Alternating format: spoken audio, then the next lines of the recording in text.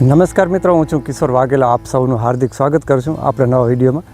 તો મિત્રો, આજે આપણે ઐતિહાસિક અને જૂની ફરી એક નવી સેલોર વાવ આપણે જોવા આવ્યા છીએ, જે આપણે નખત્રાણા તાલુકાના આનંદપર ગામમાં છે.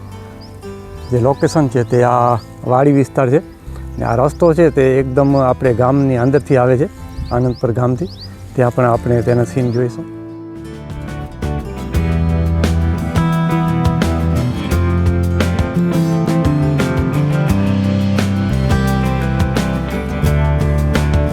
ગામની અંદરથી અહીંયાથી રસ્તો આવશે અને તેની બાજુમાં અહીંયા વાડી વિસ્તાર હોય ને વાડી વિસ્તારની બાજુમાં અહીંયા કને બે ટાંકા છે પાણીના, અને ટાંકાની આગળ જ અહીંયા રસ્તો તમે જોઈ શકો છો.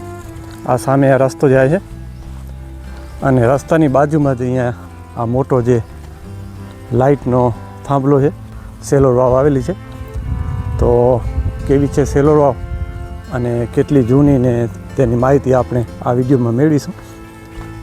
તો અહીંયા વાડી વિસ્તારને અહીંયા થોડોક આ જે પાણીનો અહીંયા વેણ છે નદી જેવું, અને આજુબાજુમાં અહીંયા તમે અહીંયા નાનકડો એક અવાડો પણ છે અને બાવળી અને ઝાડ પણ અહીંયા જોઈ શકો છો તમે.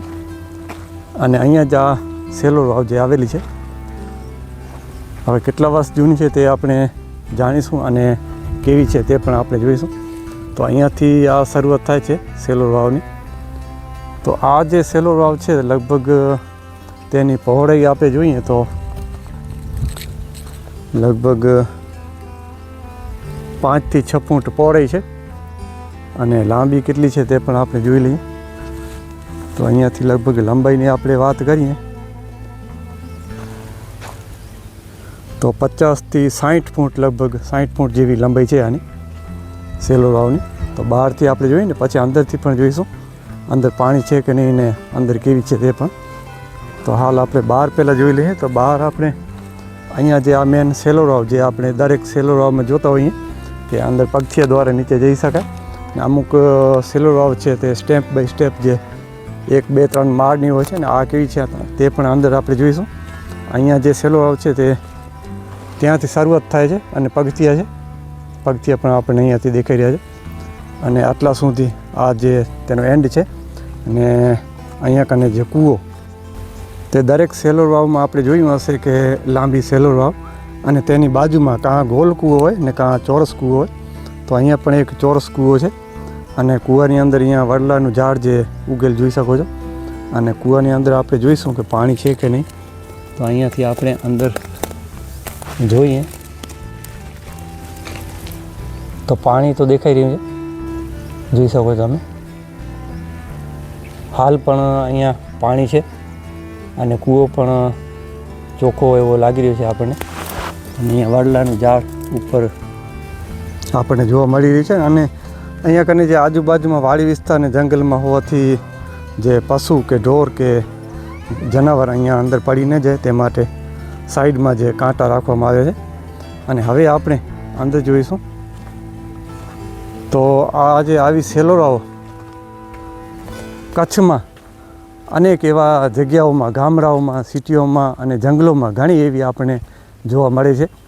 અને જે તે વખતે પાણીની સુવિધા નથી તે વખતે આ સેલોર વાવ અને કૂવા ખોદી અને અંદર પાણી માટે પાણીનો સંગ્રહ લઈ અને સંગ્રહ કરી શકીએ અને પાણી પી શકીએ તે માટે તે વખતમાં આવી સેલોર વાવ બનાવવામાં આવતી. અને હવે આપણે અંદરનું દ્રશ્ય જોઈશું. તો આ મેન અહીંયા અંદર આવવાનું છે, પરંતુ અહીંયા બાવળ છે કાંટા. તો આપણે અહીંયાથી જ અંદર ટપીને અંદર જઈશું. તો આ બાજુ આ પગથિયા તમે જોઈ શકો છો.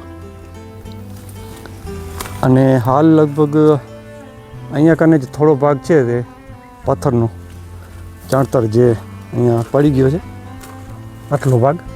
બાકી બધો કમ્પ્લીટ જ છે. પથ્થર સમજી લો કે મોટા નથી, નાના પથ્થર છે. એટલે એવું માની શકીએ કે આ જે ઉપરનો ભાગ છે તે લગભગ 150-200 વર્ષ એમ બનાવેલ હોય એવું આપણે લાગી રહ્યું છે. પરંતુ આ જે મેન ખોદેલ છે તે કેટલા સમય જૂની છે તે આપણને હાલ ખબર નથી, છતાં આપણે અહીંયાથી કોઈ વ્યક્તિને આપણે તપાસ કરીને જાણશું. પરંતુ અંદર જે આ છે તે પથ્થરમાં જ ખોદેલ છે. અહીંયાથી આ જે સ્ટેપ દેખાઈ રહ્યો છે ઉપરનો ભાગ આટલો લગભગ 2 થી 3 ફૂટ જે પથ્થરનો છે ચણતર. અને નીચે આપણે આ જે ભાગ છે બધો પથ્થરમાં જે જમીન છે જમીનને ખોદી અને જે બનાવ્યો છે. તો અહીંયા ઊંડાઈ તમે જોઈ શકો છો કેટલી છે. ઘણો એવો ઊંડો, લગભગ 10, 20, 30, 40 અને 50, 60 ફૂટ ખણ ઊંડો છે આ સેલો રાવ. અહીંયા થોડા પથરા પણ પડ્યા છે. તો અહીંયાથી તમે જોઈ શકો છો. હજી આપણે આગળ જવાની કોશિશ કરશું અને જોઈશું અંદરનો નજારો.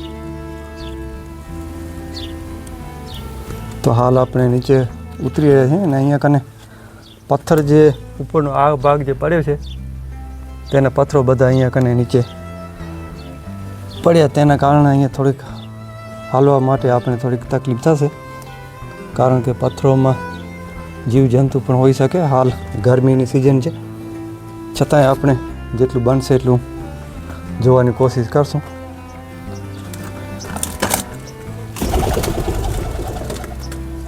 તો અહીંયાથી આપણે સેલો વાવ અંદરનો દ્રશ્ય અને આ જે નાના નાના જે બખોલા છે તેમાં કબૂતર અહીંયા બેસે છે અને તેના ઘર છે કબૂતરના. અને હાલ આપણે લગભગ એન્ડમાં જ પહોંચી આવ્યા છીએ અને અહીંનો દ્રશ્ય તમે જોઈ શકો છો. આ પાછળનો ભાગ આપણે ત્યાંથી આવ્યા અને આ ઉપરનો ભાગ ઘણી એવી ઊંડી સેલો રાવ. અને અંદર જે અહીંયાથી જે ભેજ તમે જોઈ શકો છો અહીંયા જમીનમાં, આ બાજુ એકદમ કોરું છે અને અહીંયાથી ભેજ જે ચાલુ થયો છે અને અંદર પાણી પણ ઘણો છે. તો ભેજ તમે જોઈ શકો છો અહીંયા. અને અહીંયા કને એકદમ ઠંડી હવા, જેવી કે એસી આપણે ચાલુ કરી હોય એવું જ અહીંયા હવામાન આપણને જોવા મળી રહ્યું છે. ને અંદર પાણી પણ તમે જોઈ શકો છો, પાણી પણ પડ્યું સામે જોઈ શકો છો. પાણી ભરેલ સેલો રાવ. અને સાઈડમાં પણ આપણે જોઈએ તો અહીંયા પાણી દિવાલમાંથી પણ અહીંયા કને જે થોડું થોડું ચાલુ છે આવું એની હાજરી રહ્યું છે પાણી દિવાલમાંથી. તો અહીંયાથી ઊંડાઈ તમે અહીંયાથી જોઈ શકો છો કેટલી છે.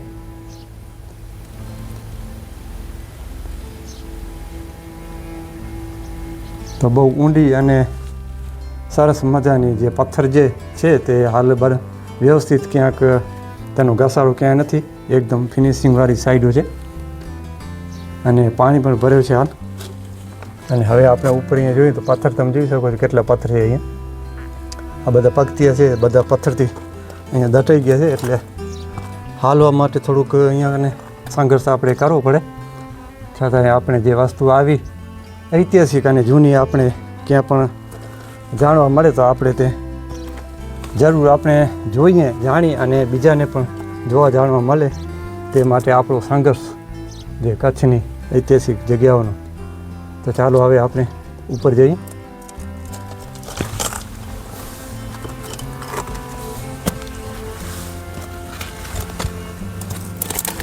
બપોરનો સમય છે, 12 વાગ્યાના આસપાસ સમય. અને અહીંયા કને નાના નાના જે બખોલા અને બહાર હવે આપણે નીકળીએ અહીંયાથી.